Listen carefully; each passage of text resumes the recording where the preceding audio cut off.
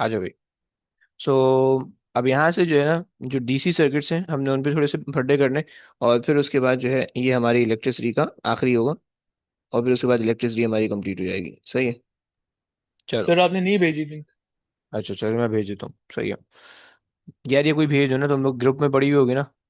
Group में पड़ी हुई, अगर कोई भाई को भेज सकते हो या ग्रुप में पड़ी हुई, दोबारा से ग्रुप में भेज दो। सही है। क्या? आ जाओ। अच्छा, सबसे पहले तो अगर हम बात करें सर्किट्स की, तो कोई मुझे बता सकता है कि ये सर्किट चार्ट है, क्या सीन है इसका? ये क्या होता है circuit? Anybody know? Sir battery लगी होती है उसमें करंट पास होता है अच्छा। एक एंड से दूसरे एंड। दोनों एंड सही। कनेक्टेड होंगे तो करंट प्रोड्यूस होगा, वो लाइट जलेगी। अच्छा ऐसा होगा, बत्ती जलेगी। सही। ओके जी। चलो, अच्छा बता रहे हो। सही। तो कुछ ऐसा ही होता है सर्किट के अंदर, हम कह रहे होते हैं कि भाई आ, तुम्हारे पास जो है close loop of wire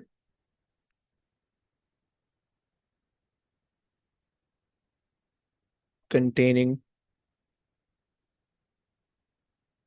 power supply,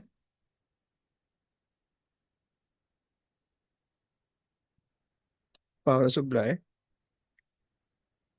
and at least a component। Okay.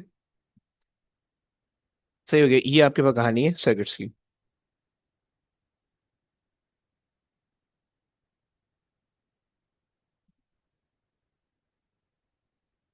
component। सही है। अल्लाह अकबर। सो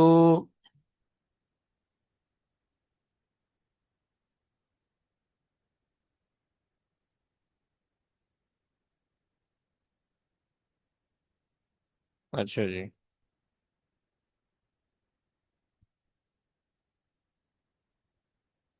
अब इसके अंदर ना कुछ चीज़ है जो कि समझने वाली, क्लोज लूप और ऑफ वायर उससे बन जाएगा, तार वार लगाओगे। सही है, वो बन जाएगा। कंटेनिंग पावर सप्लाई, एक तो ये बात हो गई कि भाई पावर सप्लाई का क्या सीन है। सही है। एंड एटलीस्ट अ कंपोनेंट, सही है, कंपोनेंट से क्या हिसाब किताब है उसको भी देखना है। सही है। और उसके बाद जो है वो हमारे पास है क्लोज लूप। सही है। ये तीन चीजें हमने बात की है कि क्लोज लूप हम किस तरह से लूप क्लोज कर सकते हैं। सही है। और फिर उसके बाद जो है वो हम उन क्लोज लूप के अंदर क्या क्या कहानी कर सकते हैं। सही है। सो क्लोज लूप जो है, हम लूप दो तरह से बना सकते हैं, जिस एक एक को आप कहते हो सीरीज। सही है। और एक को आप कहते हो पैरेलल। सही है। और अगर आप उन दोनों को मिला के बना रहे हो तो उसको कंबाइन सर्किट भी कह सकते हैं। सही है। तो अगर आपके पास जो है वो क्लोज लूप बन रहा है इस तरह से। सही है। अगर तो आपके पास एक एक एक हो सकता है सीरीज सर्किट। सही है, सीरीज सर्किट। सही हो गया। सीरीज सर्किट के अंदर आपको पता है कि भाई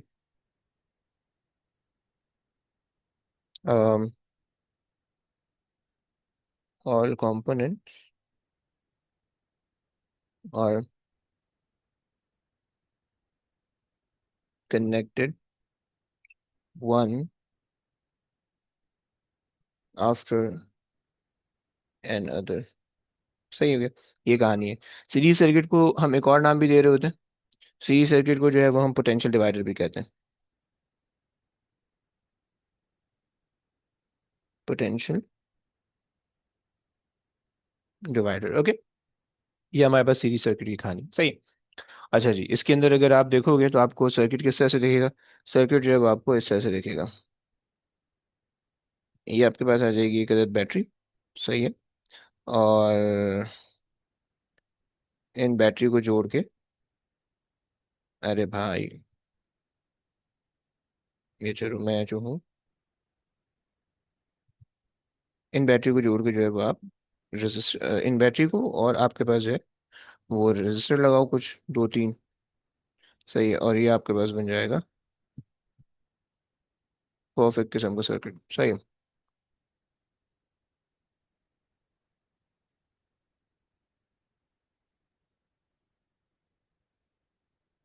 अरे यार, एक तो ये बड़े मसले हैं।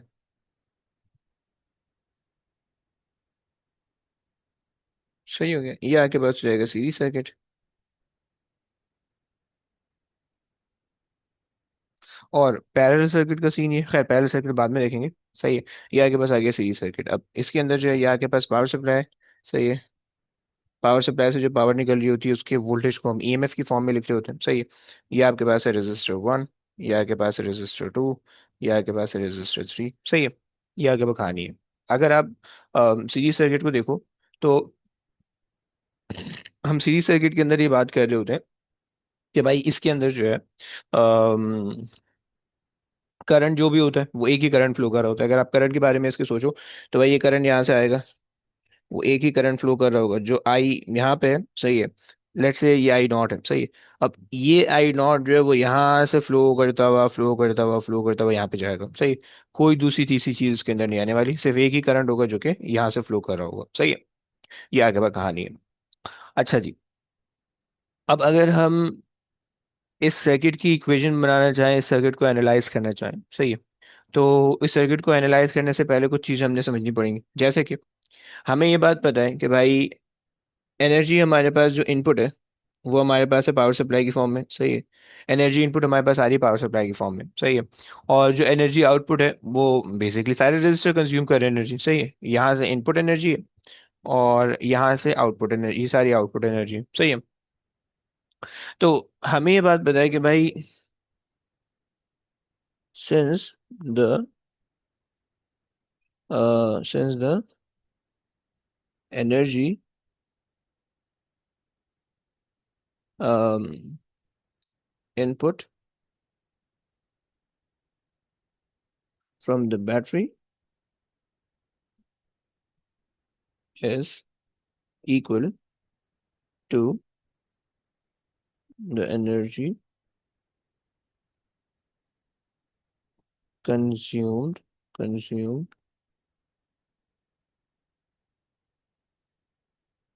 by the resistor. सही है। by the resistor. So energy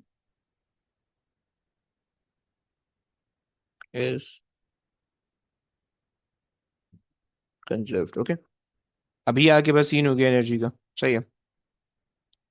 ये आपके पास एनर्जी हो गई कंजर्व। सही है। सो अब जब एनर्जी कंजर्व है तो आपको इससे क्या होगा, एक सेकेंड, इसका जो कलर होना चाहिए वो ये होना चाहिए। सही। जब एनर्जी इसके अंदर कंजर्व है तो आपके पास जो भी इनपुट एनर्जी है और जो आपके पास आउटपुट एनर्जी है वो बराबर है। तो इसका मतलब, और यहाँ पे सर्किट के अंदर जो हम एनर्जी को देख रहे होते हैं वो इन टर्म ऑफ वोल्टेज की फॉर्म में देख रहे होते हैं। सही है। तो अब किरचॉफ अंकल हमारे पास एक होते थे जिन्होंने इसी लॉ को देखा। सही है। और इस लॉ को देखते हुए जो है ना उन्होंने कुछ बातें अर्ज फरमाई। तो उनका इरशाद ये है, पहले तो उनका नाम लिख देते हैं जरा। सही है। Kirchhoff law. सही है। इसको हम कहते हैं किरचॉफ का वोल्टेज लॉ कहते हैं। सही है। Voltage law.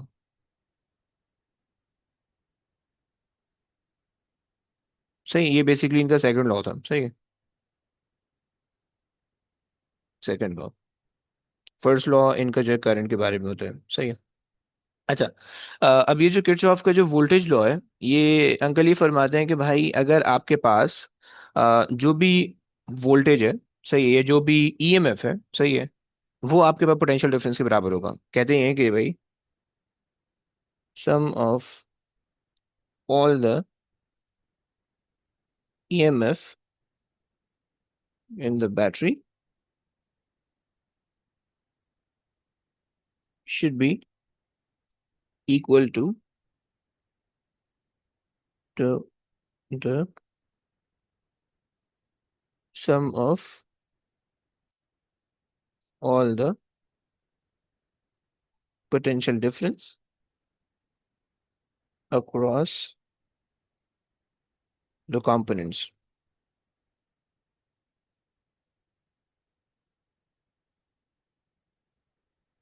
The components, okay? ये आपके पास कहानी है। ओके। तो sum of all the EMF in the battery should be equal to sum of all the potential difference across the component। सही। क्या मतलब हुआ, अगर आपके पास दो ईएमएफ है तो वो जो है ना अगर दो ईएमएफ है, उन दो ईएमएफ को ऐड करोगे बैटरी के, और वो जो है आप उसको बराबर कर दोगे जितने भी वोल्टेज हैं। सही है, अब मैं अप्लाई करके दिखाता हूँ। सही है, लेट्स से अगर आप यहाँ पे देखो। सही है, इस वाले केस के अंदर अगर आप देखो, तो आपके पास जो ईएमएफ है, हमने कहा सम ऑफ ईएमएफ, सही है, should be equal to sum of voltage. सही है, लेट्स से मान लेते हैं कि यहाँ पे V1, V2 और V3 ड्रॉप हो रहा है। सही है, तो अब अगर आप यहाँ पे देखो तो सम ऑफ ईएमएफ, यहाँ पे एक ही बैटरी लगी हुई है, और यहाँ पे हमने कहा कि भाई V1 plus V2 plus V3। सही है भाई, देखो ये लॉ इंपॉर्टेंट है, प्लीज याद रखो, और इसी तरह से याद रखना। सही है, ये जो लॉ है प्लीज इसी तरह से याद रखना, और ये इंपॉर्टेंट है, और ये लॉ तुम्हें पता होना चाहिए कि यहाँ से आ रहा है। ओके, किरचॉफ का जो सेकंड लॉ है वो law of conservation of energy से आता है। सही है, from the law of conservation, ये कंजर्वेशन ऑफ एनर्जी तुम्हें पता चलना चाहिए। Okay, law of conservation of energy से तो हमारे पास जो है ना किरचॉफ का सेकंड लॉ आता है। सही है, प्लीज बी केयरफुल, ये एमसीक्यू में बहुत दफा पूछा जाएगा तुमसे। सही है, चलो मैं लिख देता हूँ कि from the law of conservation of energy. Okay, ये आपके पास वहां से आ रहा है। ओके, चलो। Sir law of conservation of energy लिखवाया आपने किधर है? अबे basically law of conservation of energy ये कहता है कि आपके पास जो भी एनर्जी इनपुट है वो एनर्जी आउटपुट है। ये रहा ना, ये लिखा हुआ है। समझ रहे हो? अबे समझ गया नहीं समझ गया? हाँ हाँ। सही है, मतलब लॉ लॉ ऑफ कंजर्वेशन एक सिंपल सी चीज है ना भाई, जितनी एनर्जी आप सिस्टम के अंदर इनपुट करोगे उतनी एनर्जी बाहर जाएगी, ज्यादा नहीं हो सकती, कम नहीं हो सकती। सही है, अगर लॉस भी हो रही है तो लॉस प्लस जो यूज हो रही है उन सबको इक्वल, उन सबको ऐड अप करोगे वो इक्वल बनेगी इनपुट के, बस ये कहानी। सही है, आ जाओ भाई। तो ये हमारे पास जो है ना, ये हमारे पास जो है ना, ये जो इक्वेशन बनी है ये बेसिकली किरचॉफ का सेकंड लॉ हमने डिस्कस कर लिया। सही हो गया? अच्छा जनाब, अब अगर हम थोड़ी सी बात करें, आगे चलते हैं। सही है, और बस सुनता जा, अभी कोई टेंशन की बात नहीं है।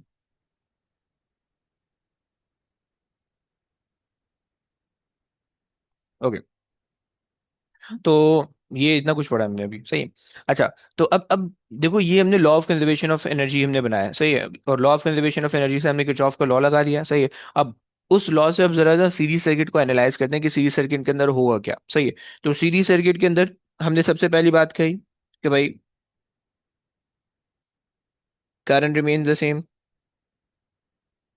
रिमेन।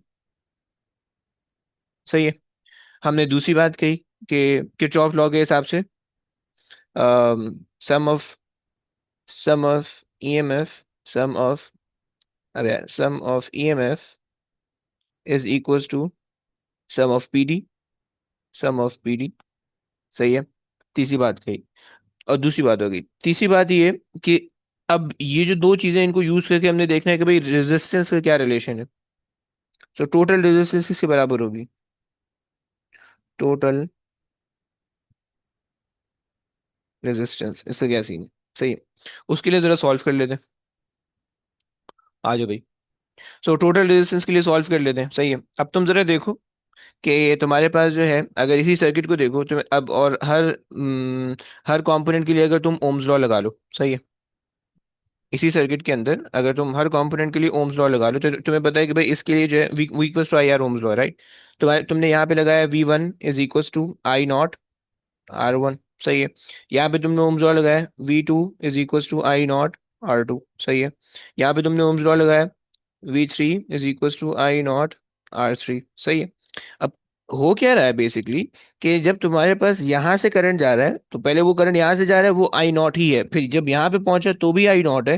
सही, जब यहाँ पे पहुंचा तो भी आई नॉट है, एंड सो ऑन, एंड तक आई नॉट ही है। ओके, एंड तुम्हारे पास फिर ये जब ये चीज तुम देख रहे हो, सो इस पूरे ईएमएफ के लिए भी तुम लगा सकते हो कि जो ईएमएफ है तुम्हारे पास, that is also equal to I naught, कि यही करंट बैटरी भी जनरेट कर रही है, सही है। और जो टोटल रेजिस्टेंस है वो तुम्हारे पास ही आ जाएगी, क्योंकि जो करंट बैटरी जनरेट कर रही है वो टोटल रेजिस्टेंस को देख के जनरेट करी, राइट। अगर रेजिस्टेंस ज्यादा होगी तो करंट कम जनरेट करेगी बैटरी, अगर रेजिस्टेंस कम होगी तो करंट ज्यादा जनरेट करेगी। और अगर रेजिस्टेंस होगी ही नहीं, तुमने बैटरी के एक टर्मिनल को दूसरे टर्मिनल से ज्वाइन कर दिया, तो शॉर्ट सर्किट हो जाएगा, मैक्सिमम करंट जनरेट हो जाएगा, आग लग जाएगी, राइट।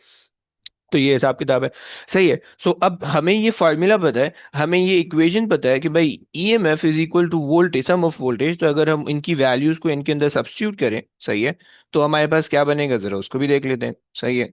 सो अच्छा जी, सो ईएमएफ की जगह हमने रख लिया आई नॉट आर टोटल, सही है, इज इक्वल्स टू, यहाँ पे हमने वी वन की जगह रख लिया आई नॉट आर वन, सही है, plus I naught R two plus I naught R three, सही है। ये बात हो गई। अच्छा जी, अब आई नॉट को कॉमन लेके कैंसिल करा दो, तो आपके पास बच जाएगा R total is equal to R one plus R two plus R three, okay. तो तुम देख रहे हो कि तुम्हारे पास जो टोटल रेजिस्टेंस का जो रिलेशन आया, वो तुम्हारे पास समिंग अप का रिलेशन आ गया। यानी इन इन इन सीरीज सर्किट तुम्हारे पास जो टोटल रेजिस्टेंस होगी वो तुम्हारे पास सम अप हो जाएगी, सही। Total resistance sum of the individual. Series वाले सर्किट में सर। सीरीज में जो है, सीरीज। हाँ, सम अप हो जाएगा। एक सेकंड देना था।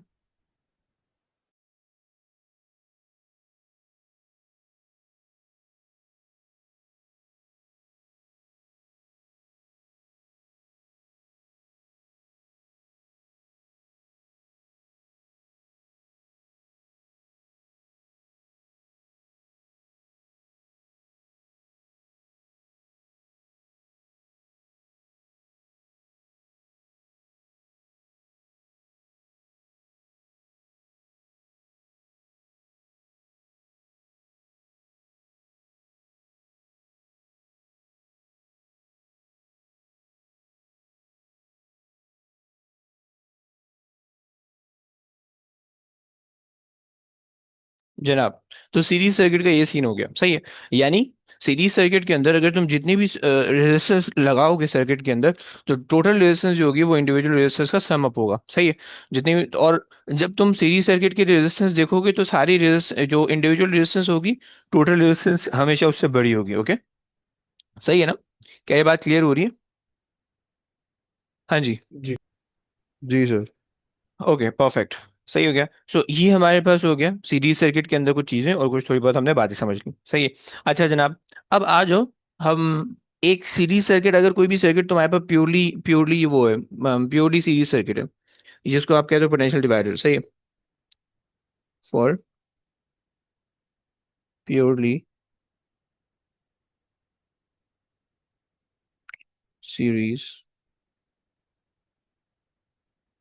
सर्किट, जिसको आप कहते हो पोटेंशियल डिवाइडर, सही है। तो अब देखो, उसके लिए ना एक फॉर्मूला बन जाता है आपके पास, सिंपल सा फॉर्मूला, क्रॉस मल्टीप्लिकेशन वाला फॉर्मूला हो जाता है, सही है। और वो क्रॉस मल्टीप्लिकेशन वाला फॉर्मूला ये होता है कि भाई, अगर आपके पास अगर आपके पास जो है ना ईएमएफ है, ईएमएफ ऑब्वियसली बात है वो किसके अक्रॉस है, सारी रेजिस्टेंसेस के अक्रॉस है, आर टोटल के अक्रॉस है, राइट। तो अगर आपको किसी भी एक इंडिविजुअल रजिस्टर का वोल्टेज निकालना है, सही है, क्योंकि आपको पता है करंट सेम है, क्योंकि आपको पता है करंट सेम है, तो किसी भी अगर एक रेजिस्टेंस के अक्रॉस आपने वोल्टेज निकालना है, सही है, तो उसके लिए आप क्या कर सकते हो, उसके लिए आप ये कर सकते हो कि भाई क्रॉस मल्टीप्लाई कर सकते हो। सो इंडिविजुअल इसका जो ईएमएफ होगा, यानी लेट से वी टू की अगर हम बात करें, यानी वी टू का वोल्टेज अगर हम निकाल लें, तो उसके लिए हम आर टू की रेजिस्टेंस को देख लेंगे, राइट। इज दैट क्लियर बच्चों? क्या ये बात समझ में आ रही है? जी जी सर। सही है। अब अगर तुम इसको क्रॉस मल्टीप्लाई करके एक फार्मूला की फॉर्म में बनाना चाहो, और वी टू को तुम सब्जेक्ट बना लो, तो तुम्हारे पास क्या फार्मूला बन जाएगा, वी टू मैंने यहाँ पे ले लिया, सही, is equals to R two over R total, सही है, टाइम्स ईएमएफ, सही है। ये तुम्हारे पास फार्मूला बन जाएगा, सही है। हम इस फार्मूले को इस तरह से भी लिखते हैं, V out is equals to R out divided by R total times EMF, सही है। इस फॉर्मूले को हम इस तरह से भी लिखते हैं। अप्लाई करके भी मैं दिखा देता हूँ भाई एप्लीकेशन किस तरह से। मान लो कि भाई तुम्हारे पास जो है वो एक ये सर्किट है, ये ऊपर वाले ही ले लेते हैं, सही है, इसी से काम चलाते हैं।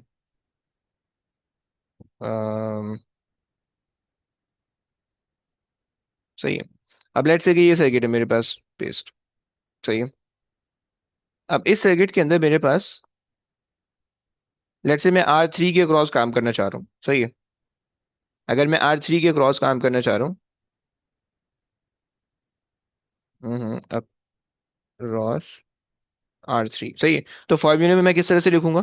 फॉर्मूला में इस तरह से लिखूंगा कि जो भी वोल्टेज R3 के अक्रॉस है वो बेसिकली मुझे कैसे पता चलेगा, जब मैं रेजिस्टेंस R3 को ऊपर रखूं डिवाइडेड बाय टोटल रेजिस्टेंस यानी R1 plus R2 plus R3, सही है, टाइम्स EMF। सही हो गया? क्या ये बात समझ में आई? जी सर। सिर्फ फॉर्मूला बनाना सिखा रहा हूँ अभी, सही है। चलो भाई ये बात हो गई। अच्छा जी, एक और चीज़ देख लो। अगर मैं किसी दो रजिस्टर के क्रॉस काम करना चाह रहा हूँ, let's say if I want to work across R1 and R2 together, सही है। अब एक काम ये है कि R3 का निकाल के माइनस कर दो, लेकिन अगर तुम दो के क्रॉस काम करना चाह रहे हो, सही है, तो तुम उसके लिए क्या करोगे? तो अच्छा जी, अक्रॉस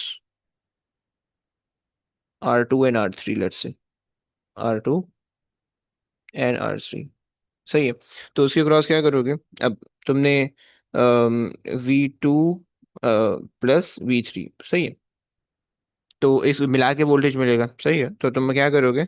ऊपर आ जाएगा R2 प्लस R3, सही है, divided by R1 plus R2 plus R3 time EMF, okay. बस ये तुम्हारे पास सिंपल सा फॉर्मूला बन जाएगा, ओके। क्या ये बात क्लियर हो गई? रेशियो है बेसिकली, बिल्कुल सही भाई। सिर्फ रेशियो लगा रहे हैं, कोई होशियारी नहीं कर रहे, कुछ भी नहीं कर रहे, सिर्फ रेशियो लगा रहे हैं, क्रॉस मल्टीप्लाई कर रहे हैं। तुम्हें डायरेक्ट क्रॉस मल्टीप्लाई करना है, तुम डायरेक्ट कर लो, फॉर्मूला मत लगाओ इस तरह से फॉर्मूला मत लगाओ, सही है। तुम डायरेक्ट क्रॉस मल्टीप्लाई कर लो इस तरह से, तुम्हारी जो मर्जी है तुम कर लो, राइट, सिर्फ समझाने के लिए कि हुआ ऐसे, सही है।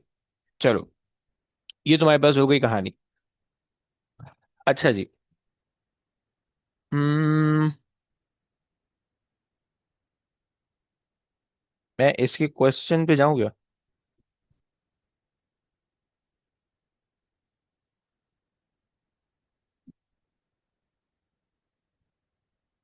चलो कुछ क्वेश्चन कर लेते हैं। पैरेलल,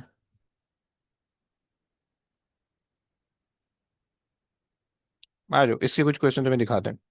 गड़े गंदे गंदे मुश्किल मुश्किल थोड़े से आते हैं। मैं डायरेक्ट डायरेक्ट ना यहीं से दिखा देता हूँ। एक सेकंड देना बस। सीरीज सर्किट की ना पोटेंशियल डिवाइडर के खास तौर पे बहुत ज्यादा क्वेश्चन आते हैं, ओके। फिजिक्स, कैम्ब्रिज, AS, और electricity and DC circuits, P1 and, अच्छा इसके मुझसे गलती से ना थोड़े से ज़्यादा MCQs बन गए, उसके लिए आई एम सॉरी।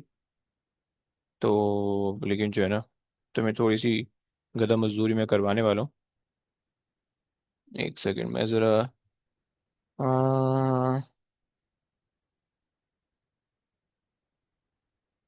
ओके, आ जाओ भाई, शेयरिंग कर लेते हैं।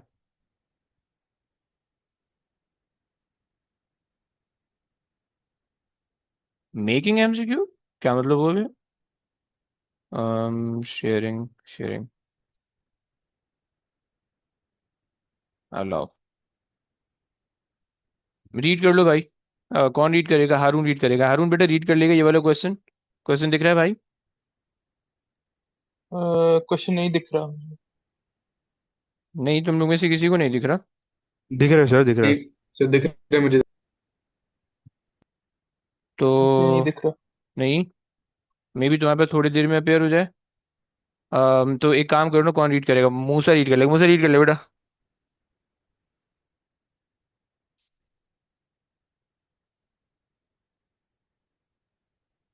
Three कर। resistors are connected in series with a battery as shown in the diagram. The battery has negligible internal resistance. What is the potential difference across the 180 ohm resistor? सही हो गया। अच्छा जी, अब देखो सीन ये कि इसके अंदर तुम्हें क्या करना है, सिंपल सीधा सीधा क्वेश्चन है। सही है। और तुम्हें सबसे पहले ये बताओ, पढ़ के ये पता चल रहा है कि ये सीरीज सर्किट है? मुझे बताओ कि क्वेश्चन पढ़ के समझ में आ रहा है कि सीरीज सर्किट है? जी सर। सही है। अच्छा जी, अब इस सीरीज सर्किट को अगर देखो, सही है, ये आ गया, यहाँ पे आ गया, थोड़ा सा मैं जो है ना स्क्रीन शेयरिंग उल्टी पुल्टी कराऊंगा। सही है। अब तुम्हारे पास जो है ना ये सीरीज सर्किट है, कैसे पता चल रहा है? कि भाई तुम्हें ये दिख रहा होगा कि इसके अंदर जो है ना करंट के लिए कोई और दूसरा पाथ नहीं है, एक ही पाथ है, करंट एक जगह से जा रहा है दूसरी जगह पे आ रहा है, राइट? और तुमने क्या करना है, 180 के क्रॉस काम करना है। जब 180 के क्रॉस काम करने लगे हो तो तुम फॉर्मूला किस तरह से लिखोगे? अब ये तो सिंपल से क्रॉस मल्टीप्लाई वाला फॉर्मूला कर लो। सही है। क्रॉस मल्टीप्लाई वाला फॉर्मूला क्या था? कि भाई तुम ये कह लो कि अगर तो टोटल वोल्टेज है 6, सही है, और वो किसके किसके क्रॉस है, टोटल रेजिस्टेंस के क्रॉस है, विच इज 120 प्लस 180 प्लस 150। सही है। So what will be the voltage, सही है, what will be the voltage V across the resistance of 180, right, across 180 resistance, right? तो क्रॉस मल्टीप्लाई कर लो, तुम उससे सॉल्व कर पाओगे, नहीं तो तुम फॉर्मूला लगा लो कि V out is equals to 180 divided by, सही है, 120 प्लस 180, सही है, प्लस 150 टाइम्स 6। सही है। तो वी आउट तुम्हारे पास कुछ ना कुछ आ जाएगा, जरा बता दो वैल्यू कुछ आ रही है?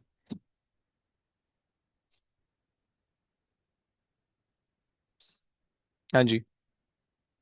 सर ये फॉर्मूला कहाँ पर लिखा है आपने, ये वाला जो दूसरा वाला है? ये रहा ना, ये फॉर्मूला पे लगाया हुआ है, क्रॉस मल्टीप्लाई का। समझ रहे अच्छा, टोटल वोल्टेज मतलब टोटल रेजिस्टेंस, और जितने की चाहिए उतने पे क्रॉस हो? हाँ जी, मल्टीप्लाई कर। हाँ जी, हाँ जी, हाँ जी, बिल्कुल सही। सही हो गया, क्लियर है, आगे चलें? अगर तो क्लियर है, सही है, जरा मुझे इसकी वैल्यू बता दो यार। कोई कैलकुलेटर वाला तुम लोग में, कैलकुलेटर बहुत स्लो है तुम लोग का यार।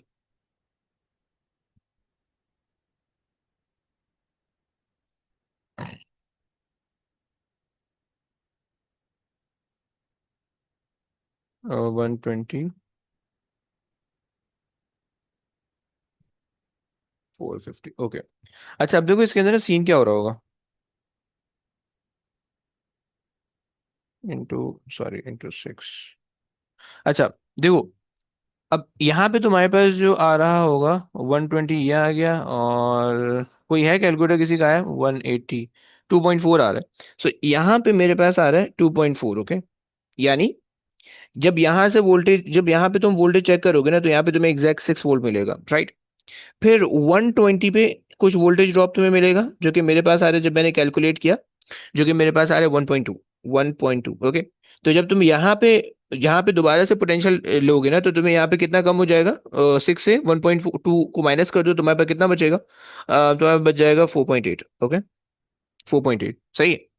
फिर उसके बाद यहाँ पे भी वही 4.8 रहेगा, 4.8 रहेगा, सही है, 4.8 यहाँ पे भी रहेगा, सही है, क्योंकि बीच में कोई कंपोनेंट नहीं आएगा, जब बीच में कोई कंपोनेंट नहीं आएगा तो ड्रॉप नहीं होगा बिल्कुल भी, सही है। और फिर उसके बाद यहाँ पे जो मेरे पास ड्रॉप हो रहा है वो हो रहा है 2.4 का, राइट? पोटेंशियल ड्रॉप या पोटेंशियल डिफरेंस आ रहा है 2.4 का आ रहा है, तो इसका मतलब है कि 4.8 में से कितना कम हो जाना चाहिए? 4.4, 2.4, 3.4 और 2.4। सो यहाँ पे मेरे पास हो जाएगा 2.4, राइट, और वो 2.4 से जाएगा नीचे को, सही हो गया? या इसी तरह से कुछ होगा, सही है। 3.6, 1.4 हो जाएगा, 1.4 यहाँ पे आएगा, सही है। यहाँ पे मेरे पास आ जाएगा 1.4, ये 1.4 हो जाएगा, सही हो गया। और ये 1.4 यहाँ पे आपको 1.4 मिलेगा, और यहाँ पे आपको मिल जाएगा 0, ओके। क्या ये बात समझ में आई बच्चों? क्या ये बात तुम लोग को समझ में आई? जरा हाँ ना बोलो प्लीज, क्विक। गाइस कहाँ हो? नमाज होने लगी है। ओके, जी सर। सही है। तो समझाने का मकसद ये है कि जो 6 वोल्ट है ये किस तरह से डिस्ट्रीब्यूट हो रहा है यहाँ पे, जब तुम ऑल दो पोटेंशियल जब वो लगाते हो, वोल्ट मीटर लगाते हो, तो वोल्ट मीटर इस तरह से नहीं रीड करता कि एक जगह पे नहीं रीड करता, बल्कि वोल्ट मीटर जो होता है वो पोटेंशियल डिफरेंस तुम्हें लेके देता है, राइट? सो सर यहाँ, हाँ बोलिए। ये 4.8 माइनस 2.4 किया तो 2.4 ही बचा ना नीचे। 4.8, 2.4 बच रहा है हम्म। नीचे यार, एक सेकंड ना, वो 1.50 नहीं बचना चाहिए ना नीचे, 150 के अक्रॉस आएगा 2 वोल्ट। और अच्छा जनाब, 1.2 plus 2.4 plus plus plus plus 1.4, 6 बच रहा है, 2.4 आना चाहिए। अरे यार, तो क्यों, क्या भंड हो रहा है कुछ यार, एक सेकंड। 150 प्लस 180 प्लस 120, 450 आ रही है। सही है। और 180 डिवाइडेड बाय 450 इंटू 6, देखना छोटा सा मसला आ रहा है, इंटू 6, 2.4 ये आ रहा है। सही है। और सर 180 वाले के अक्रॉस तो 2.4 ही है ना। इसके क्रॉस 2 आ रहा है, इसके क्रॉस 2 आ रहा है, एक सेकंड। फिर लेकिन प्लस हो गया तो फिर ये पूरा नहीं बनेगा। एक सेकंड, एक सेकंड, बनाते हैं ना, बनाते हैं। ये 2 हो गया, 2 पॉइंट, और यहाँ पे जो है 120, ये 1.6 है। 1.6 होगा, हाँ, ये वो हाँ, ये 1.6, गलत हो गया। सॉरी। सही है। सो ये 1.6 है, तो इसका मतलब है 6 यहाँ से आ जाएगा 4.4। सही, ये 4.4 यहाँ पे रहेगा, 2.4 माइनस करोगे तो ये रह जाएगा 2। सही है। और ये जो है वो 2 से हो जाएगा 0। सही है, क्लियर हो गया? जी एनी सर। प्रॉब्लम? ओके, आगे या आ तो जाओ। 1.6 निकाला कैसे, मतलब इस तरह किया कि 180 पे 2.4 तो 120 पे इतना। वो वही फॉर्मूला लगा हाँ, लिया वही होगा ना फिर। एक ही फॉर्मूला बार बार मैं लगा रहा हूँ, मतलब जो है ना, 120 divided by total resistance which is 120 plus 180 plus 150, right, into 6। सही है।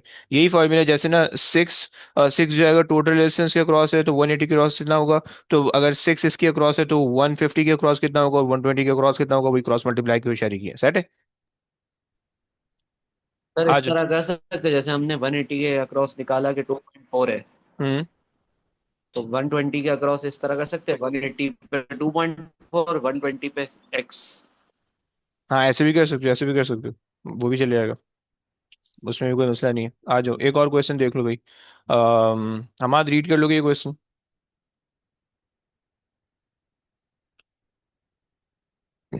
यस, हमाद। अबे यार, जल्दी जल्दी रीड कर लो यार, खुदा को मानो।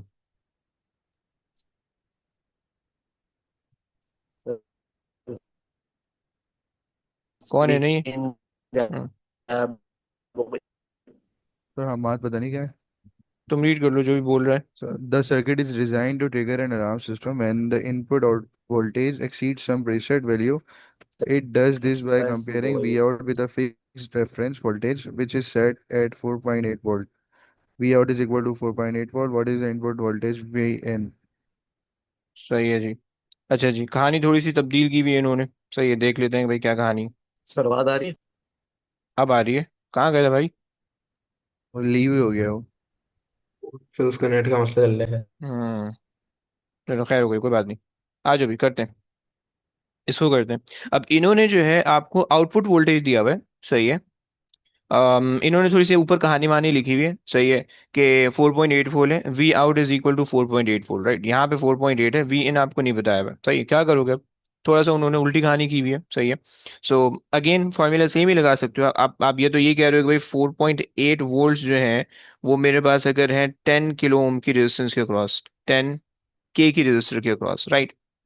तो तुम अब दो दो काम कर सकते हो, या तो तुम ये बोल दो कि भाई 15 के पे कितने होंगे, बोल दो टोटल पे कितने होंगे, तो हम कह रहे हैं टोटल पे कितने होंगे। सही है। सो टोटल रेजिस्टेंस में हमारे पास होंगे, टोटल हमारे पास रेजिस्टेंस जो आ रही है वो आ रही है 25 के। सही है। इस रेजिस्टेंस पे जो टोटल वोल्टेज होगा, वी टोटल या ईएमएफ या वी इन इन्होंने कहा हुआ है, वो कितना होगा। सही है, तो इसको देख लेते हैं। सही है। सो 25 के को मैं ऐसे ही रहने दे रहा हूँ, कोई टेंशन नहीं है मुझे। इंटू 4.8 डिवाइडेड बाई 10 के, 10 के, क्योंकि के से के कैंसिल हो रहा है, is equal to V N. सही है, के से के कैंसिल हो गया। और तुम इसको सॉल्व कर लो। 2 जा एंड 5 जा।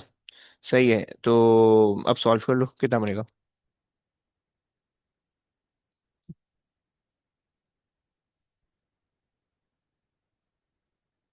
12 बन रहा है मेरे पास। वी एन मेरे पास 12 बन रहा है। सही है, तुम लोग के पास आ रहा है? हाँ जी भाई, समझ में आया, प्लीज आना, आना बोलो प्लीज, जल्दी जल्दी। जी जी सर, समझ में आ गया। हाँ सर। ओके भाई, परफेक्ट। अच्छा जी, आ जाओ। सीरीज है, पैरेलल नहीं किया अभी। और देख लेते हैं कोई सीरीज आपके सामने ले आते हैं। नहीं यार, गंदी चीज थी। ओके, इंटरनल रेजिस्टेंस का कॉन्सेप्ट नहीं दिया है। अम्म चलो,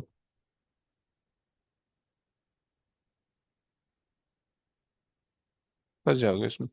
अच्छा जी, चलो ये देख लेते हैं। थोड़ा सा इन्होंने चेंज किया हुआ है। पावर सप्लाईज,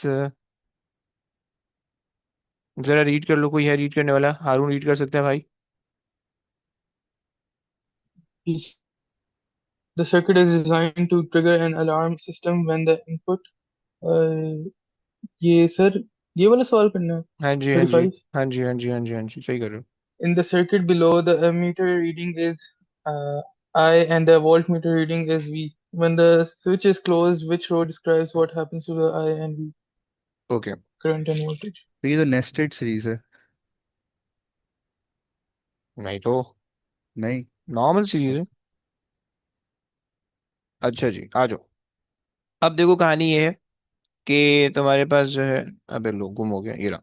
सही है, तुम्हारे पास सीन ये है कि भाई तुम्हें जो है एक सर्किट दे दिया है। सही है, अब इसके अंदर मेनली तुमसे कोई कैलकुलेशन नहीं करवा रहा है, तुमसे बस सिर्फ कॉन्सेप्ट लगवा रहा है सीरीज सर्किट और पैरेलल सर्किट का। सही है। तुम्हें पता है कि तुम्हारे पास जो सीरीज और पैरेलल का कॉन्सेप्ट है, वो कॉन्सेप्ट ये है कि भाई आपके पास करंट सेम रहेगा और वोल्टेज के अंदर थोड़ी बहुत चेंजेस आएंगी, लेकिन इसके अंदर थोड़ा बहुत जो है ना, काम तब्दील हो सकता है। वो किस तरह से? वो इस तरह से, वो आपको दिखाते हैं। When the switch is closed, okay, which row describe what happened to I and V? Okay, जब तुम स्विच क्लोज करोगे, जरा गौर से देखना प्लीज, जब तुमने स्विच क्लोज किया, सही है, ये स्विच क्लोज किया, तो क्या होगा? स्विच क्लोज करने से पहले, जब तुमने स्विच क्लोज नहीं किया होगा, सही है, तो उससे पहले क्या हो रहा होगा? उससे पहले का सिनेरियो देख लो। ये स्विच क्लोज करने से पहले का सिनेरियो है, सही है। इसके अंदर ये हो रहा होगा कि जो भी करंट फ्लो कर रहा होगा, वो करंट पहले यूं जाएगा, नीचे तो जा नहीं सकता क्योंकि सर्किट ओपन है, तो वो यूं जाएगा और यूं जाएगा, यहां से आ जाएगा, राइट। ये स्विच ओपन केस है, राइट। जब तुमने स्विच क्लोज किया, तो अब जो है, तुमने यहां से करंट को लीस्ट रेजिस्टिव पाथ दे दिया, सही है। अब जब करंट जो है वो यहां से होता हुआ यहाँ पे आएगा, तो वो ऊपर से तो नहीं जाएगा, सही है। यहाँ पे करंट कुछ भी नहीं जाएगा, वो नीचे से जाना शुरू कर देगा। जब वो नीचे से जाएगा, तो नीचे वाले पाथ की रेजिस्टेंस जीरो है, कोई कंपोनेंट तुमने ऐड नहीं किया हुआ है। तो जब नीचे वाले पाथ की रेजिस्टेंस जीरो है, तो उसके क्रॉस वोल्टेज ड्रॉप भी जीरो आएगा, राइट। तो जब रेजिस्टेंस जीरो है, वोल्टेज ड्रॉप जीरो आ जाएगा, तो तुम्हारे पास वी तो डिक्रीज हो जाएगा, सही है, पहली बात हो गई। अच्छा जी, दूसरी बात, जो तुम्हारे पास करंट होगा, जब तुमने स्विच क्लोज किया होगा, तो रेजिस्टेंस तुम्हारे पास कम हो गई होगी, सही है, क्योंकि जब सर्किट ओपन था, तो बेसिकली करंट को यहां से जाना पड़ा था और फिर यहां से जाना पड़ रहा था, तो इन दोनों की रेजिस्टेंस को तुमने ऐड अप कर रहे थे, राइट। तो पहले वाले केस के अंदर रेजिस्टेंस ज्यादा थी, दूसरे वाले केस के अंदर रेजिस्टेंस कम हो गई है। तो जब दूसरे वाले केस के अंदर रेजिस्टेंस कम हो गई है, तो करंट ज्यादा हो जाएगा, सही है। तो रेजिस्टेंस तुमने डिक्रीज कर दी है, रेजिस्टेंस जो है वो टोटल रेजिस्टेंस तुमने क्या किया? डिक्रीज कर दी है, सही है। तो उसकी वजह से करंट इंक्रीज हो जाएगा, आई विल बी ग्रेटर, सही है, पहली बात हो गई। और अगर हम जो है वोल्टेज की बात करें, तो हमारे पास, अच्छा, वोल्ट मीटर हमने यहाँ पे लगाया हुआ है, और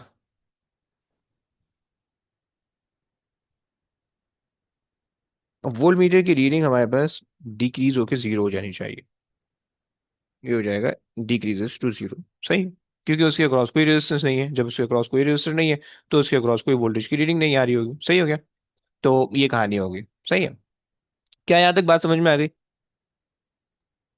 जी सर। जी सर। सही है।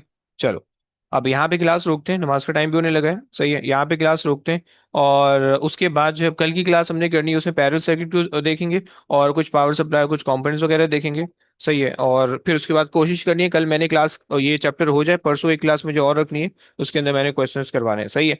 तो ये कल वाली क्लास 4:30 पे होगी इंशाल्लाह, सही है ना? तो बस इसको देख लेना, सही हो गया। और प्लीज ये जो क्वेश्चन दिए हुए मैंने, जरा ये 30 क्वेश्चन तुम लोग ने अटेम्प्ट करने हो, कि किसी ने भी नहीं किए, होशियारों की तरह तुम लोग ऐसे मुंह चुक के आ गए हो। सो ये 30 क्वेश्चन अटेम्प्ट करके आओगे कल, जो पिछली वाली वर्कशीट दी हुई थी, ओके? इसके तो नहीं करना ना ओके डीसी सर। नहीं, सर्किट इसके अभी नहीं दिए हुए, इसके नहीं दे रहा, अभी नहीं दे रहा। का? सही सही है। है। चलो, चलो जी। सही है। ओके गाइस, टेक केयर बच्चों, अल्लाह हाफिज। अल्लाह हाफिज। अल्लाह हाफिज।